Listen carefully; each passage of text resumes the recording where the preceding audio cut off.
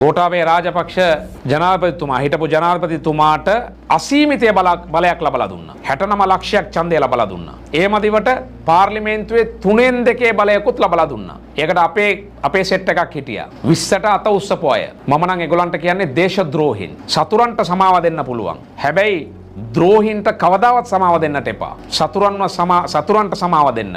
ද්‍රෝහීන්ව අමතක කරන්නත් එපා. ද්‍රෝහීන්ට කවදාවත් සමාව දෙන්නට යන්නටත් එපා. සමාව දෙන්නත් එපා.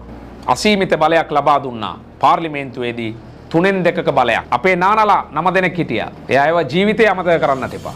ජීවිතය අමතක කරන්නට එපා. නම් වශයෙන් මම කියන්න. මුස්ලිම් පාර්ලිමේන්තු මන්ත්‍රීවරුන් 9 දෙනා. හරීස්, ෆයිසල් කාසිම්, තෞෆීක්, අලි සබ්රි රහීම්, රත්තරන් පුතා, ඉෂාක් රහ්මාන්, මර්ජාන් ෆලීල්, අතාඋල්ලා, නසීර් අහමඩ් මතක ඇතිනේ. ප්‍රසිද්ධ මාධ්‍ය සාකච්ඡාවකදී එයා කිව්වා මට මෙච්චරයි කියන්න පුළුවන් මුස්ලිම් මෘතදේහ පිලිස්සුනේ නැහැ. මිනිපෙට්ටි 181ක් විතරයි පිලිස්සුනේ. පුලිස්සලා දැම්මේ. මට එච්චරයි කියන්නට පුළුවන්. ඒකට එහා මට මුකුත් කියන්නට බෑ කියලා එදා ප්‍රසිද්ධියේ මෙයා කිව්වනේ. මතක ඇති. ඒවා අමතක කරන්න එපා කවදාවත්. அதாவது ஜனாதா பொட்டிகள் எரிக்கப்பட்டது. அது மாத்திரம் தான் எனக்கு சொல்லும். 181 ජනාදා පොට්ටිகள் එරිக்கப்பட்டது. එතකොට අහන්න තියෙන්නේ මට වචන ටිකක් එනවා කියන්න මාධ්‍ය ඉස්සරහා කැමරාවක් ඉස්සරහා ඔය ජනතාව ඉස්සරහා අශීලාචාර විදියට කතා කරන්න අකමැති නිසා ඔය එන වචන පවා මම හුඟක් කන්ට්‍රෝල් කරගෙන කතා කරන්නේ.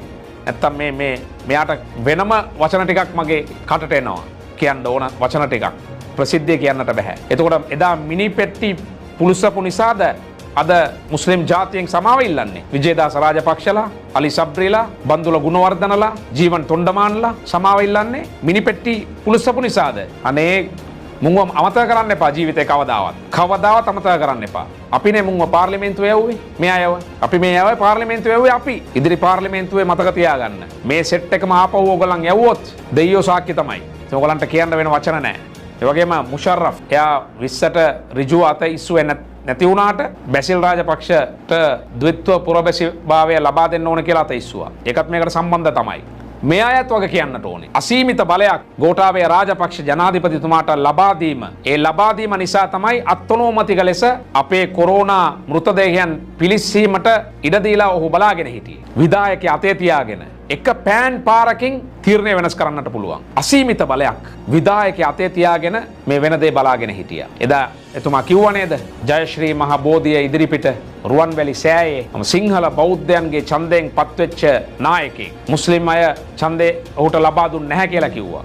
ඒක ඔහුගේ පොතේ කුමන්ත්‍රණය කියන පොතේ ඒකත් සඳහන් වෙලා තියෙනවා. එතකොට එහෙම කියපු නායකයාට අසීමිත බලයක් පාර්ලිමේන්තුව තුල ඕගලන් ලබලා දුන්නා.